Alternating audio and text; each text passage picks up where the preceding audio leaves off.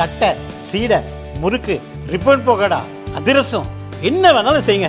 ஒரே ஒரு 5 லிட்டர் இதய மந்த்ரா கடல் எண்ணெய் பேக் ஒரு மாசம் முழுசுக்கும் அத்தனை சமையல் முடிச்சு விடலாம். இதய மந்த்ரா. நம்ம வீட்டுக்கு தான் போய் ரெஸ்ட் எடுப்போம். பட் ஆனால் வேலை பார்க்குறப்ப போய் நம்ம இடையில போய்ட்டு உட்காரணும்னு யாருக்குமே தோணாது, கண்டிப்பாக தோணாது. அப்படின்றப்ப இது 50-50 தான். ஏன்னா நாங்கள் ஒரு இடத்துல இருக்க மாட்டோம். இப்போ நான் போவோம், இப்போ ஆர்டர் வந்துடும். இப்போ வந்துன்னா நான் ஒரு 2 செகண்டில் கூட நிற்க முடியாது. அதான் எனக்கு வந்து அது வேஸ்ட்டு தான் தெரிஞ்சிருக்கும். சில கடையிலே வந்து ஏசிலாம் இருக்கும், இருந்தாலும் எங்களை வந்து அந்த இடத்துல வந்து அலோவ் பண்ண மாட்டாங்க, நீங்கள் இருக்காதீங்க வெளியே நில்லுங்கன்னு. ஆனால் கவர்மெண்ட் இந்த மாதிரி பண்ணது வந்து ஒரு நல்ல விஷயமாக தான் நான் அதை பார்க்குறேன். அந்த படித்தவங்க தமிழ்நாட்டில் வந்து அதிகம், படிக்காதவங்க தான் கம்மி. இந்த படித்தவங்களுக்கு நல்ல வேலை, நல்ல ஒரு கிடைச்சதுன்னா நல்லாயிருக்கும். எதுக்குமே படித்ததுக்கு ஏற்ற வேலையும் அதுக்கு ஊதியமும் இல்லைங்கிறதால தான் எல்லாருமே இந்த ஃபீல்டில் வர்றது காரணம். மெயின் ரீசன் அதுதான். அதனால் வந்து நீங்கள் ஏசி கொடுக்குறதாலையோ மற்ற நார்மலு எல்லாத்துக்கும் போய் அதுக்கான வேலையை கொடுத்துட்டு போயிடலாமே. படிப்புக்கேற்ற வேலை வேணும், அதுதான் சொல்ல முடியும். ஓய்வேறன்றது என்ன, இது வீட்டில் போய் கூட ஓய்வு, நம்ம வீட்டில் இல்லாதான்.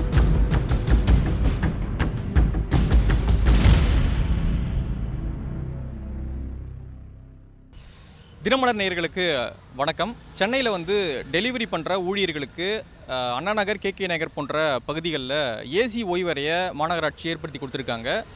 இந்த திட்டம் வந்து பலதரப்பட்ட மக்கள் வரவேற்றாலும் நிறைய பேர் வந்து எதிர்ப்பும் தெரிவிக்கிறாங்க. படிப்புக்கேற்ற வேலையை வந்து இளைஞர்களுக்கு கொடுக்கணும். நிறைய பேர் வந்து டிகிரி படிச்சுட்டு இந்த வேலைகள், இந்த டெலிவரி வேலையில் வந்து இருக்காங்க. ஸோ படிப்புக்கேற்ற வேலையை கொடுத்தா அவங்க நிரந்தரமாகவே ஏசி அறைகளில் வந்து பணி செய்வாங்க. அதை விட்டுட்டு ஏசி ஓய்வறை அப்படின்றது வந்து தேவையில்லாத ஒன்று அப்படின்னு நிறைய பேர் வந்து விமர்சனங்கள் வந்து முன்வைக்கிறாங்க. ஸோ டெலிவரி ஊழியர்கள் இந்த ஓய்வறையை பற்றி என்ன நினைக்கிறாங்க அப்படின்றத கேட்டு தெரிஞ்சுக்கலாம் வாங்க.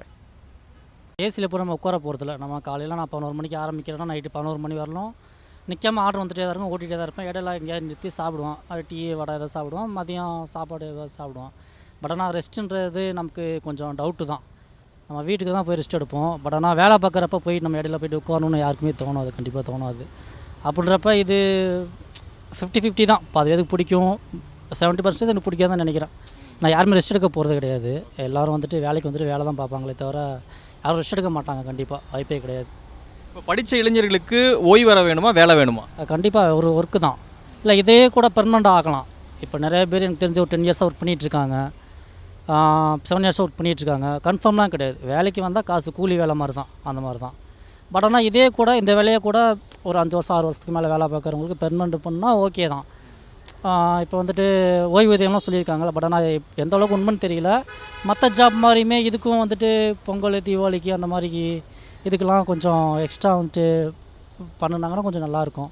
எனக்கு தெரிஞ்சிருக்கும் அவ்வளோ யூஸ் இல்லை எனக்கு தெரிஞ்சிருக்கும். ஏன்னா நாங்கள் ஒரு இடத்துல இருக்க மாட்டோம். இப்போ நான் போவோம், இப்போ ஆர்டர் வந்துடும். இப்போ வந்துன்னா நான் ஒரு 2 செகண்டில் கூட நிற்க முடியாது.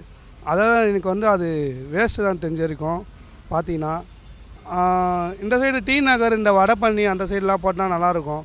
கேகே நகர், அண்ணா நகரில் மட்டும் தான் இருக்குது. கொஞ்சம் அதெல்லாம் கொஞ்சம் மட்டும் பாருங்கள். சிலர் என்ன விமர்சனம் வைக்கிறாங்க அப்படின்னா, படித்த இளைஞர்களுக்கு ஓய்வறை வேணாம், வேலை தான் வேணும், இது வந்து நிறைய பேர் விரும்ப மாட்டாங்க அப்படின்னு சொல்கிறாங்க. உங்கள் பார்வை என்ன? ஆமாம், வேலையில் வேணால் நல்ல வேலை, கவர்மெண்ட் ஜாபாக எதுனா பார்த்து நல்லாயிருக்கும். எங்கெல்லாம் இங்கே வண்டி ஓட்டுறோம், 13 நாள் ஓட்டுறோம், ஃபைல்ஸ் வரும், முடி கொட்டும், எல்லாம் ப்ராப்ளம் இருக்குது, ஃபேஸ் டல்லாகும், நிறைய வேலை இங்கே ரொம்ப கஷ்டமாக இருக்குது. ஏன்னா வேறு வேலை நல்லா கவர்மெண்ட் ஜாப் இருந்தால் நல்லாயிருக்கும். இப்போ ஓய்வறை வேணுமா, படித்த இளைஞர்களுக்கு வேலை வேணுமா? படித்து வேலை இருந்தால் நல்லாயிருக்கும், பெட்டராக ஃபீல் பண்ணலாம், நல்லாயிருக்கும். ஆக்சுவலாக டெலிவரி பர்சனுக்கு வந்து பார்த்திங்கன்னா இந்த மாதிரி ஓய்வறை எடுத்து கொடுத்து ரொம்ப நல்லதுன்னு நினைக்கிறேன். ஏன்னா ரொம்ப நேரம் வெயிலில் சுற்றுறாங்க. அது இல்லாமல் பார்த்திங்கன்னா அவங்களுக்குன்னு ஓய்வு கிடைக்குதா இல்லையான்னு தெரில.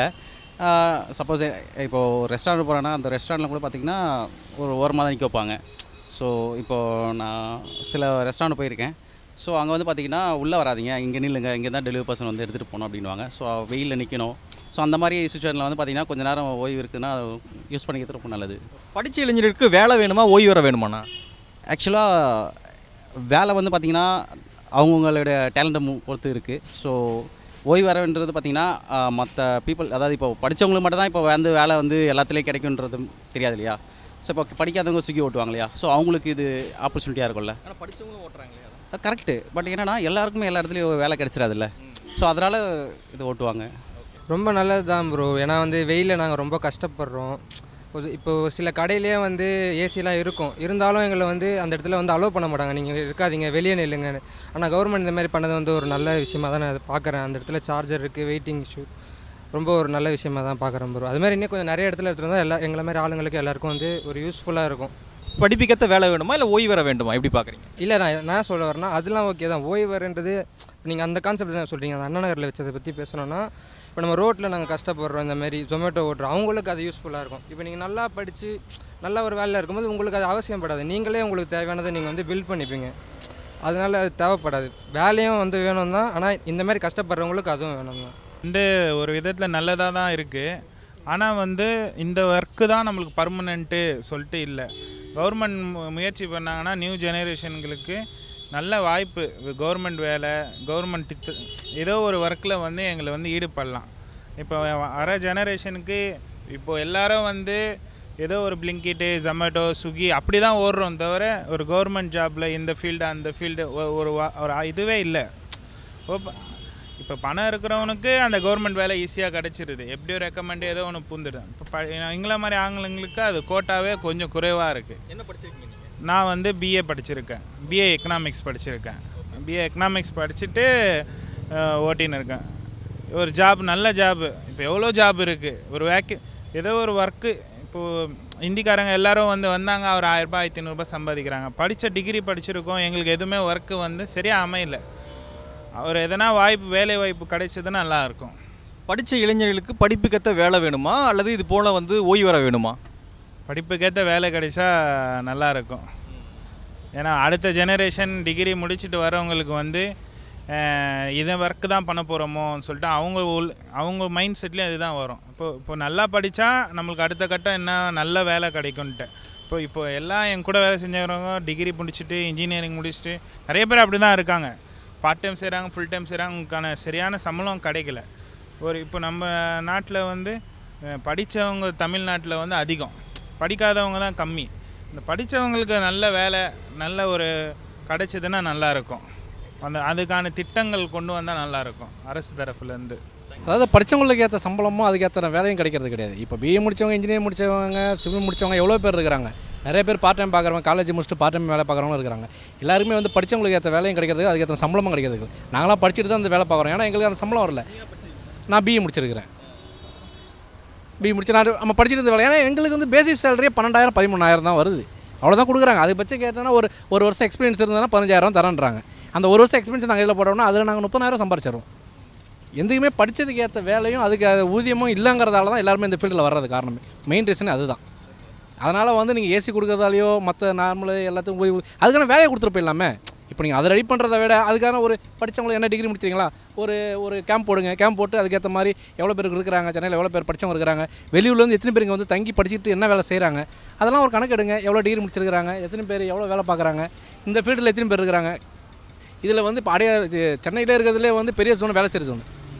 வேலைச்சேரியில் மட்டுமே 2400 பேர் இந்த டெலிவரி பர்சனில் இருக்கிறோம், ஸ்விக்கி ஜொமேட்டோவில் மட்டும். அப்போ வேலைச்சேரி, அடையார், பாலவாக்கம் இந்த மூணு மட்டும் 2400 பேர்னா அப்போ சென்னை ஃபுல்லாக எவ்வளோ பேர் இருப்பாங்க படித்தவங்க?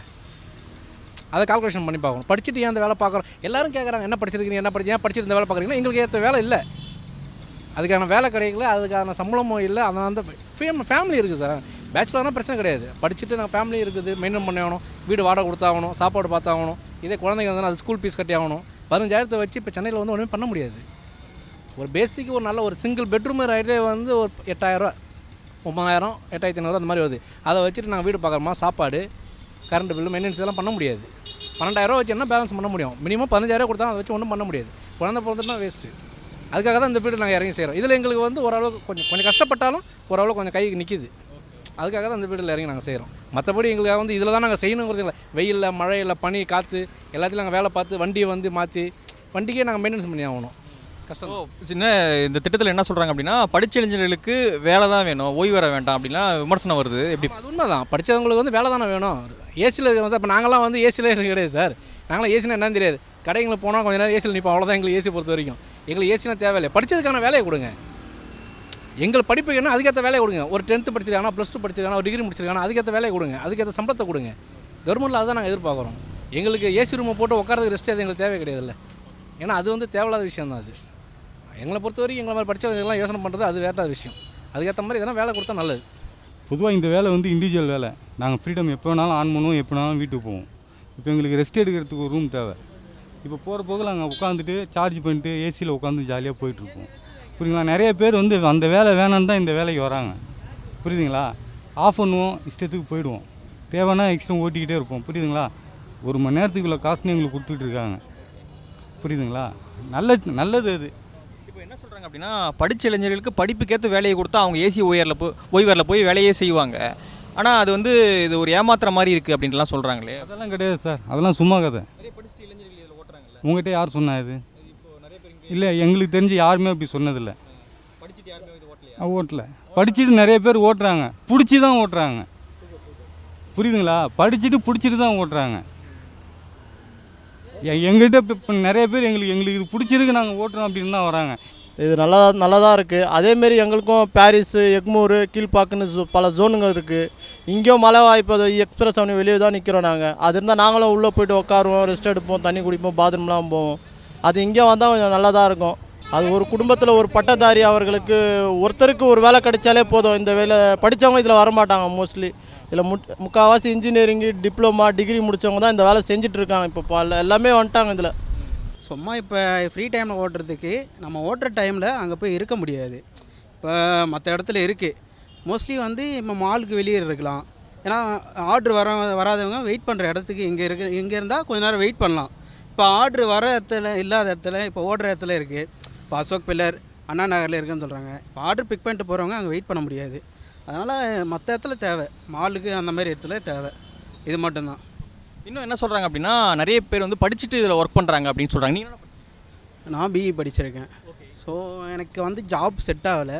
அதனால் வந்து நான் இப்போ பார்ட் டைமில் இதை பார்க்குறேன். இன்னொரு வேலை பார்த்துட்டு இருக்கேன். அதை வந்து இப்போ சொல்கிறதுக்கு எதுவும் இல்லை. இப்போ என்ன சொல்கிறாங்க அப்படின்னா, நிறைய பேர் படிச்சுட்டு இந்த ஒர்க் பண்ணுறாங்க, அவங்களுக்கு படிப்புக்கேற்ற வேலை தான் முக்கியம் அப்படின்றாங்க. எப்படி பார்க்குறீங்க? அதை பொறுத்து எதுவும் சொல்ல முடியாது ப்ரோ. எல்லோரும் படிப்புக்கோசம் எதுவும் பார்க்க முடியாதுல்ல. இப்போ மோஸ்ட்லி வந்து ப்ரைவேட்லேயும் இருக்காங்க, கவர்மெண்ட்லேயும் இருக்காங்க. யாருக்கு எது செட் ஆகுமோ அதுதான் பார்க்க முடியும். இப்போ இல்லாதவங்க சும்மா இது பார்ட் டைமில் செய்கிறாங்க. இதுக்கு மீறி இது போனால் எதனா ஜாப் செய்வாங்க. அதை நம்ம எதுவும் சொல்ல முடியாதுல்ல. மற்றவங்க வந்து ஜாபுக்காக கேட்க முடியாது.